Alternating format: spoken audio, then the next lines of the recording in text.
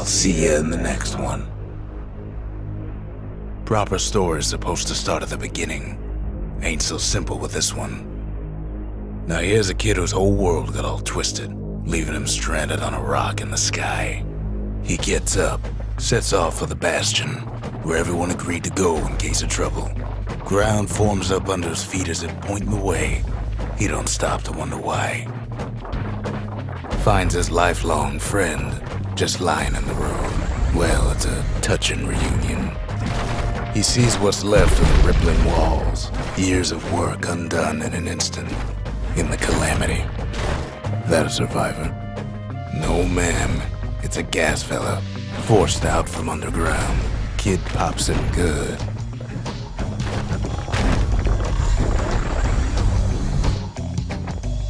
Gotta hold her still to spin up the chamber. Kid's worked up quite a thirst by now, so that fountain looks real inviting. Sometimes you just need a drink.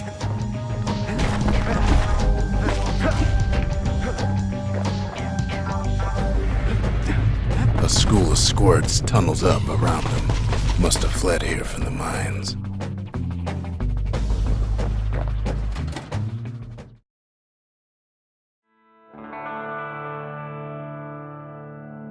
He sets foot inside one of Zealandia's famous watering holes. Wait, haven't I? Anyway, Ronde's place just brings back memories.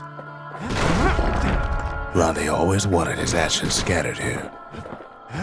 Then Kid finds his trusty shield. But just as he's getting a handle on it, the security takes him for a petty thief. Special delivery, gas fellas.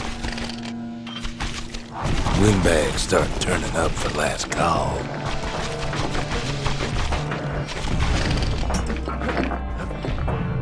More squirts start coming out of the woodwork. A big old fella pops out in front of the kid.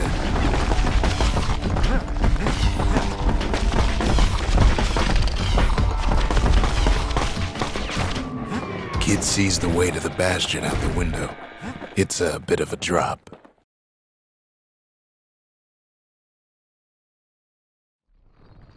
He gets a good look at things on his way down. He lands on top of a breaker's bow, and it ain't broke. Kid spies a good perch for some target practice. Wasn't long before the kid could loose an arrow, strong and true. He knows he should draw the string all the way back. Good news is the emergency defenses still work. Bad news is they're aiming for the kid. Picks up a few pointers from a dusty old tome.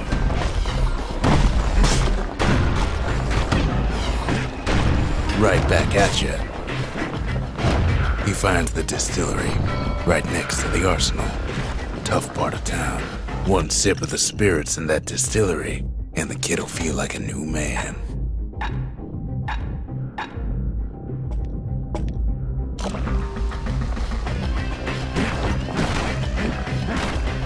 The arsenal's where the kid can pick the best tools for the job.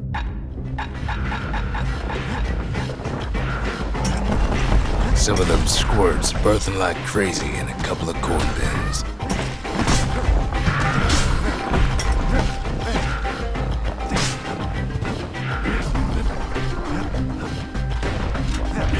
Ferry barge sends the kid on his way. The Bastion's real close now.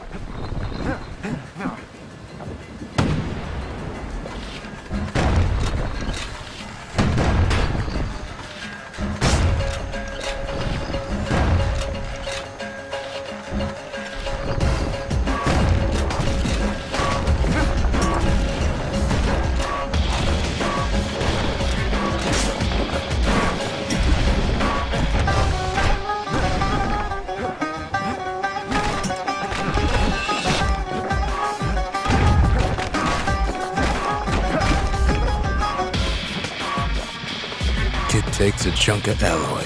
Smell of barley and spoiled blueberries fills the air.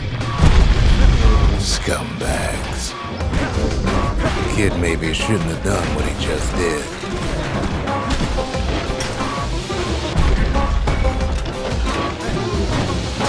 scumbag of his last meal. Kid puts him out of his misery.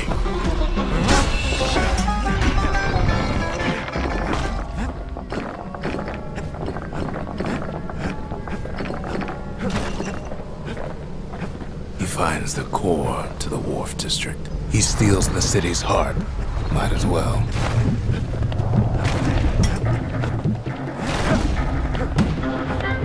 Kid has a feeling he better get a move on. The place is starting to fall.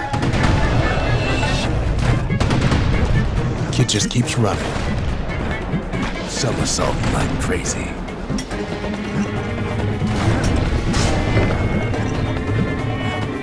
At last, the Skyway is in sight. Whisks him where he needs to go. Now the kid sees something stranger still. His mind races. Did anybody else survive? Sure enough, he finds another. He finds me. We talk for a spell. There's a bit of the Bastion's power in that crest. Enough to point the way to the cores.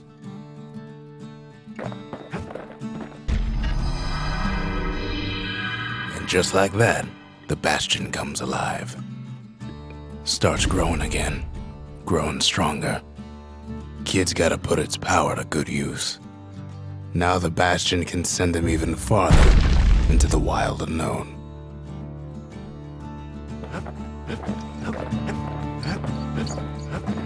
Kid ponders what to build.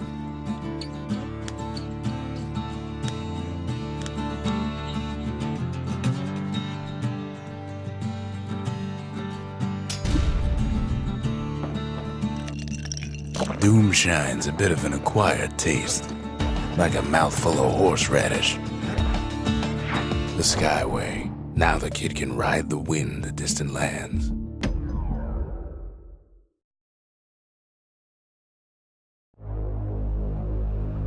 Now he lands at the intersection between bad and wrong. Ought to be a core down one of these twisted streets, but which one? And there he is, the oldest scumbag of them all, Gershel. They always said old Gershel wouldn't go without a fight.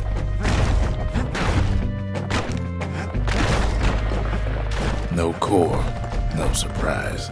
Like the gas fellas are hiding it from him. He heads for the squirt steps. Won't be no field trip this time.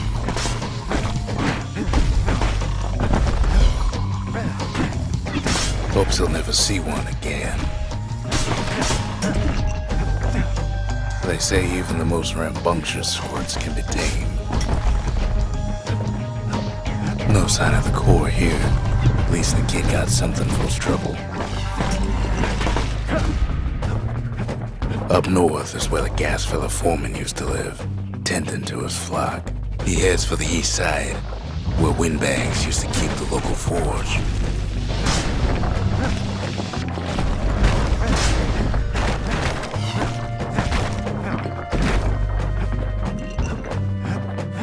Inside the forge, Key can fine-tune those instruments of his.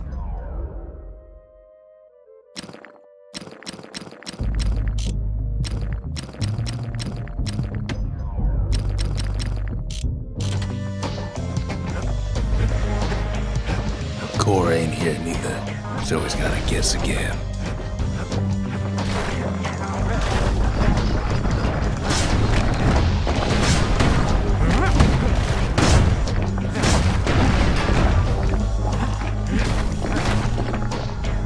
No white gas fellas all dress alike. Kids wondering the same thing, and there it is. But it's locked down tight in an alloy cage. A blustery old foreman's keeping his fellas in check. And now there's a new marshal in town.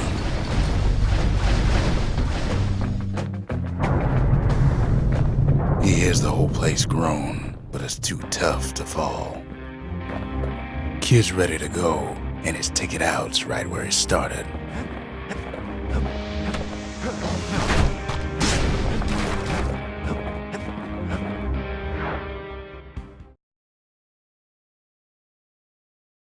He comes back, just like I knew he would. The core hums in his pack, the monument's calling for it. Kid does it again, only fair he decides what we build next.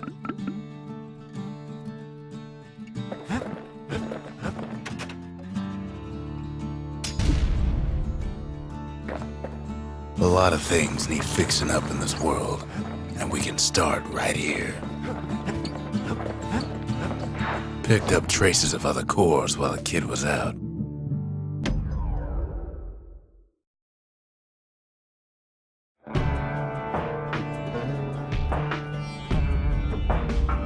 Couples used to walk the sundown path. Kid ain't here for pleasure, though. But then, somebody gets to the core before the kid. The floor starts giving way under the lightest step. A single panic squirt could bring the whole place down. Fragments of the old world rain from the sky. Well, the path ain't exactly open to visitors no more. Security's all fired up. See, the path was intended for leisurely strolling and such. Sky bridges link the path together. One of them bridges whips the kid along. Air travel always was an iffy proposition. But Calamity changed everything, even when the wind blows. Well, if we mastered the winds in the old days, we can do it again. Who else could have taken the core? Well, ain't no survivor stole the thing. Scumbag ate it by mistake. Tough break. Unlike the kid, that core ain't coming back.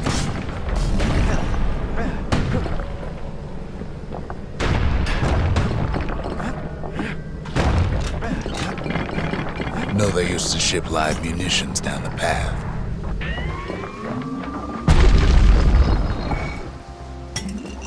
He's wise to toss those things plenty far away.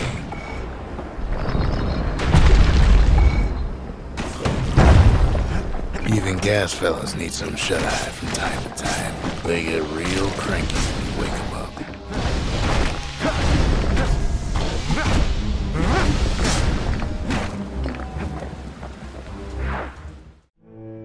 In all his toil, Kid keeps coming back to an overwhelming question.